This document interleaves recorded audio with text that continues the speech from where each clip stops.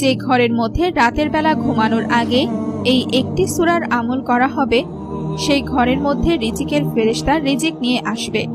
আর রিজিকের ফেরেশতা এত বেশি ধন সম্পদ নিয়ে আসবে সেই ঘরে, যেটা সেই ঘরের মানুষগুলো কখনো কল্পনাও করতে পারেনি।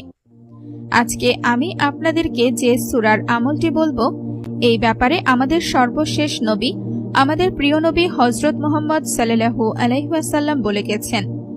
আর তাই আমি আপনাদের সবাইকে বলবো, আপনারা যারা ধনী হতে চান, আপনারা যারা গায়েবী ধন সম্পদ পেতে চান, আপনারা যারা আপনাদের দারিদ্রতা থেকে চিরজীবনের জন্য বেরিয়ে আসতে চান, তারা এই আমলটি কোনোভাবেই ছাড়বেন না। এই একটি সূরার আমল আপনার জীবনকে এমনভাবে পরিবর্তন করে দেবে, যেটা আপনি কখনো কল্পনাও করতে পারেননি। আর আমি আপনাদেরকে বলে রাখি, আমাদের প্রিয় নবী হযরত মুহাম্মদ সাল্লাল্লাহু আলাইহি